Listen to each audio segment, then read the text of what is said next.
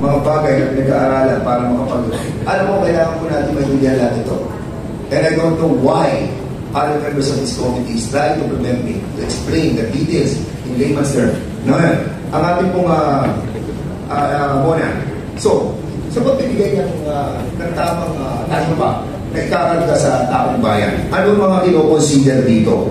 Ito, alam mo ito yung return ng capital, operating expenses, taxes. Can you explain briefly? Mr. Chair, with your indulgence, yun pong sistema po or programa ng rate setting sa ating regulated entities, NGCP at distribution utilities, yung tinatawag na building block approach. So meron po tayo mga building blocks katulad nga po na nabanggit ninyo na CAPEX, and then yung return on capital or return on the total CAPEX including the opening asset base. The return of capital, ito na yung mga kasama yung WACC, depreciation, at yung mga operating expenses or OPEX, mga OPEX expenses, at taxes kung allowed po sila ang okay, in other words, muna para mapabilis tayo. Ito, tinatawag natin yung asset base, yung graph. Ang sinasabi natin, ito yung pinaka-asset natin, pinaka-asset ng transmission. Tama? Tapos, kailangan natin dito yung CAPEX, kung magkano. Sa processing, para doon sa proyekto. Now, kapag mataas ang lahat ng ito, mataas ang singin ng kuryente. Kasi yun po yung base, multiply. Correct. Multiply.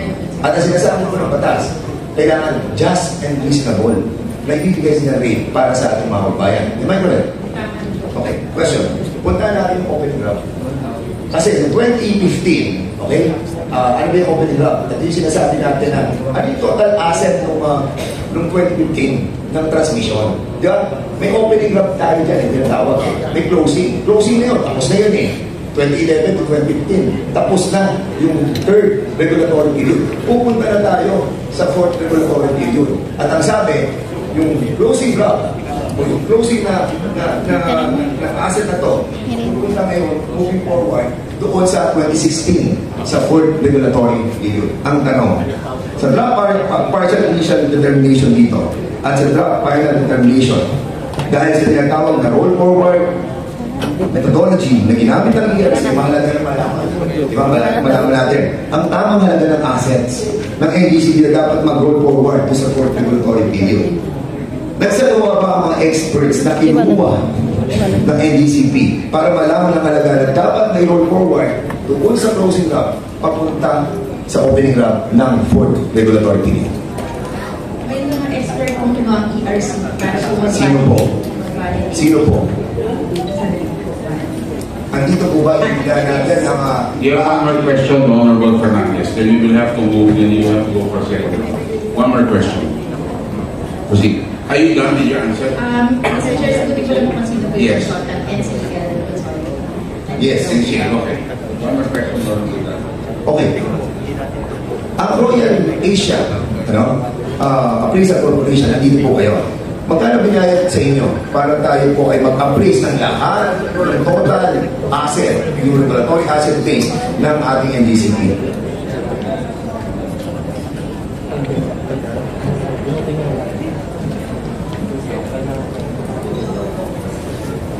Magkano binayad? Tinadala natin binayad. Paki-check lang po. Hindi, ERC na lang. Magkano binayad?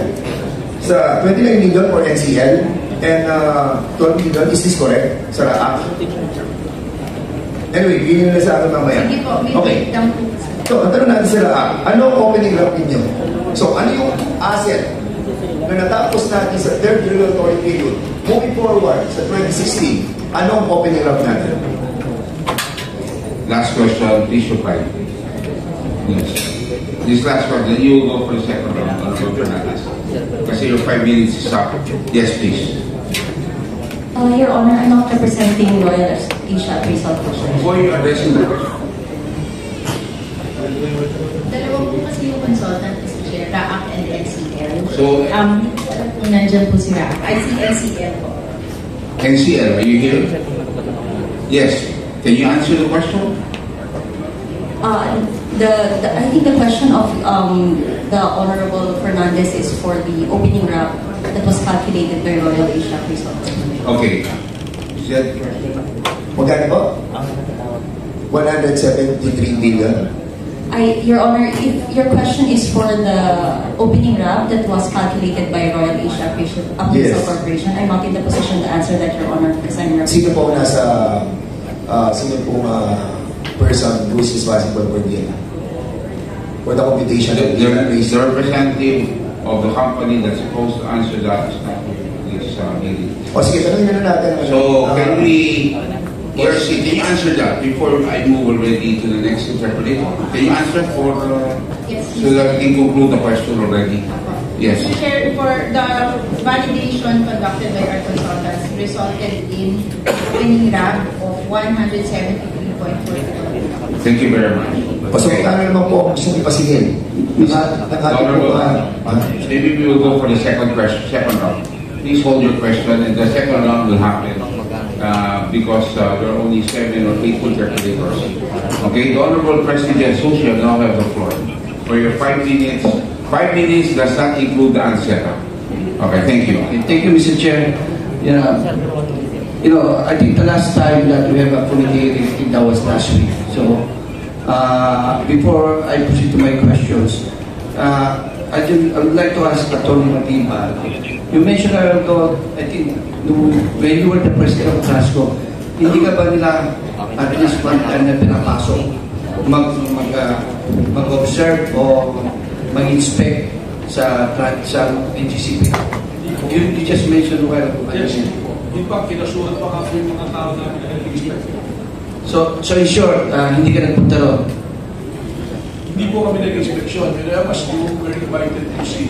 Iba po yung inspection sa akin man natin. So anong ginawa niyo doon, Mr. Chair? Anong ginawa niyo? Yun lang pong screen, yung monitor. Yun lang Monitor lang. So you didn't even ask question? Wala. So, Kasi yun bago lang. ako noon, ako'y bago po. Pero wala po nung time na yun hanggang ako umalis wala. So, Mr. Chair, I think I would like to ask, but before I would like to ask that question, yung kanina siguro, Mr. Chair, no? Kasi in interest of fairness siguro, pasagutin natin NGCP sa mga accusation ni Atty. Matiba. Sir, Yeah.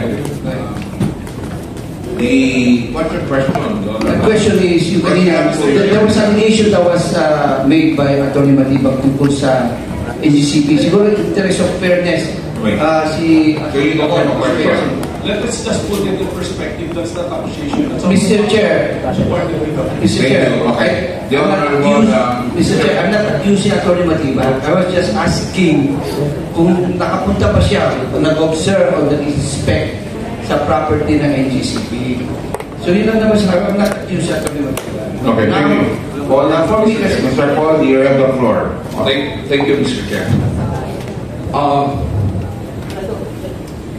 Yung issue na ito, tama yung sinasabi ko ni Mr. Matiba, na matagal na itong issue. As a matter of fact, pinatawag po kami sa Malacanang during to the time of President Duterte. Nandun po si Mr. Matiba, nandun si Secretary Tusi, and we were confronted with several issues, and the foremost issue raised by Mr. Matiba at the time was this: saan ka nakakita ng may-ari ng bahay na hindi pinapapasok sa kanyang bahay? I would like to repeat my answer then, Mr. Chairman. Ang sinasabi ko po, may concession agreement po tayo. Para po may lease agreement, nangungupahan kami sa bahay ninyo, ikaw na talaga ang may-ari. We recognize that. Walang problema po doon. Ang sinasabi ko lang namin, hindi naman po pwedeng natutulog kami ng alas 3 ng madaling araw, kakabog ka nilang sa bahay namin, papisukin po kami, mai-store po naman kami. In other words, there should be protocols to be observed. Yun po ang sinasabi namin noon pa. And truth be told, Mr. Chairman, we have pictures. Attorney Mutia here, Attorney Alabanza, have in her possession pictures that will show that we allowed Transco, we allowed DOE, we allowed NICA to enter and to inspect not only our buildings and facilities. I would like to go to the issue raised on the case na finayo namin against Transco. Yes, correct. We filed a case against Transco. Ganito po kasi yung nangyari dyan, Mr. Chairman. Meron kami substation sa Pangasinan. Biglang may nag-aakyat sa mga bakod namin mga tao. Siyempre, uhuli na ng gwardiya namin yun. it is our obligation as the concessionaire to protect the transmission facilities, and that is why we filed a case for trespassing against these individuals. And we later found out, Mr. Chairman, that they are employees of Transco. Now, Mr. Chairman, can we present the pictures that will show that indeed we allow Transco, allow DOE to visit our facilities? Thank you, Mr. Chair. Much, Can we see the slides kung ano yung papakita natin? Brandy, okay. He still has the floor. The Honorable President. Yeah, before I proceed to my next question, can we see the slides? There are slides that, are you ready to present the pictures? Or later, while you preparing, I proceed to my next question. Please proceed to your next question. I can send the link po, sir. Please present. Not the link po. I can send the link. You will send, okay, please coordinate to the staff now. Yes, sir. Okay, the Honorable President, yes. Thank you. Go ahead. Again, the last time the hearing that we had, Mr. Chair, lagi natin pinag-usapan about the Chinese na may one push, may battle sa China na once na pinindot yun, magba-brown out. So, I would like to ask NGCP, totoo ba yun na may one battle na basta pinrest mo, black out ang buong Pilipinas? Maraming nanonood sa atin kasi natatakot sila dito. So gusto natin for the record, totoo ba yun na isang pindot lang magba-black out ang buong Pilipinas? Para bang sa Mission Impossible movie, parang gano'n. Totoo ba yun? Mr. Chair, wala pong gano'n. Mr. Chairman, he's our Chief Technical Officer, a Filipino citizen, Engineer Rico Vega. Rico, Filipino ka? the position to answer. Okay. Yes, Mr. Chair, I'm the OIC Chief Technical Officer. Okay, please, go ahead. Yes, sir. That has been a concern, correct? Yes, sir. I could agree that there is no push button anywhere that can block out the whole grid of the people. So sinasabi, But I just would like to, I think the question is based on, are you 100% because you did not make that? The National Grid did not make that software, and did not make that.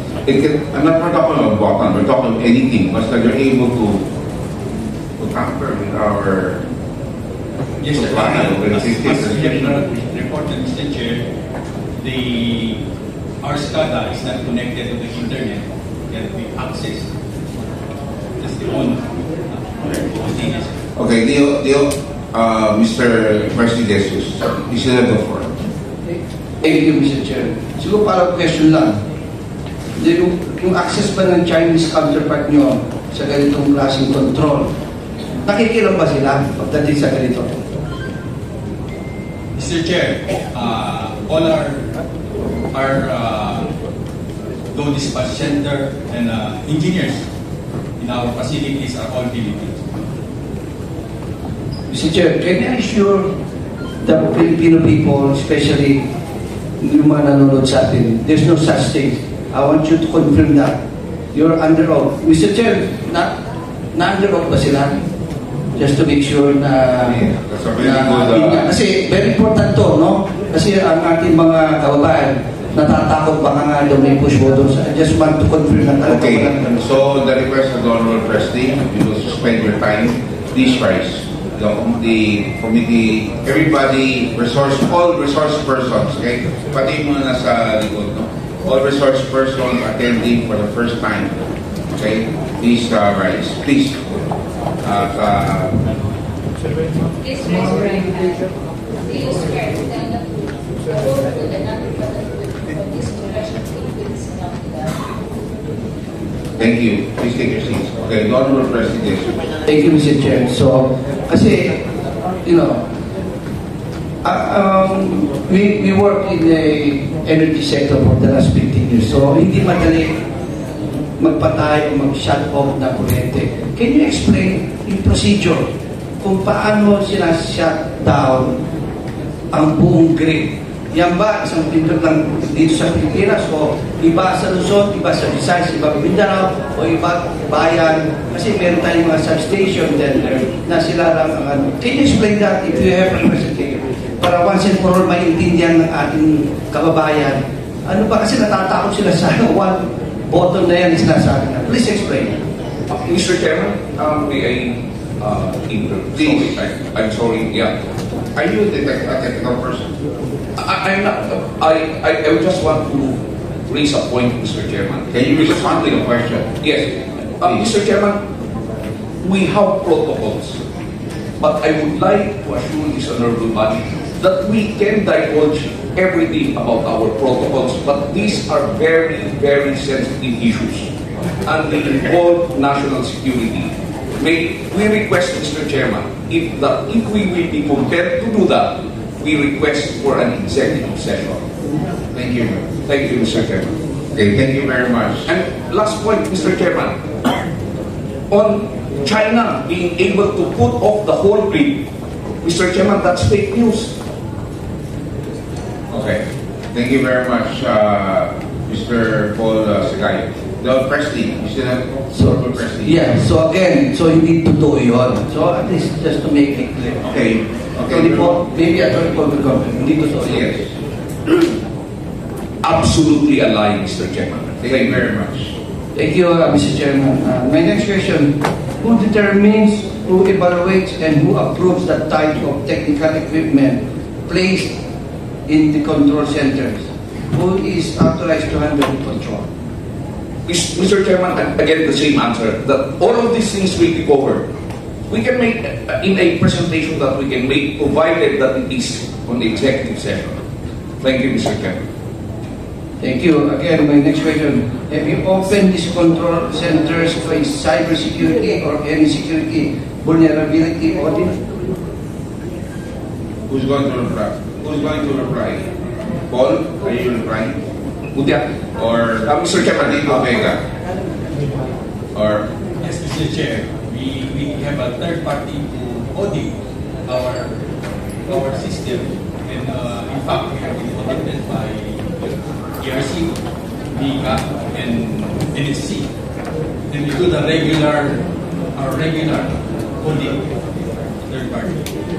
And Mr. Chairman, this has been raised a long time ago. That is why MICA and NGCP entered into a memorandum of agreement. And again, in that pursuant to that agreement, we allowed MICA to stay, to hold office in NGCP, and they are there.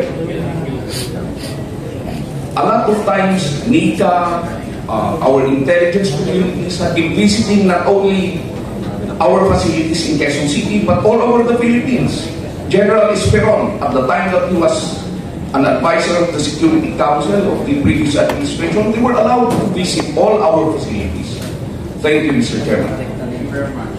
Thank you, Mr. Chair. Again, Donor, you still have the floor. yes, thank you very much, Mr. Chair. Again, can you brief us further on the NARI, N-A-R-I, and why it was the chosen scan? Mr. Chairman, can we ask Engineer Clark Agustin to answer the question?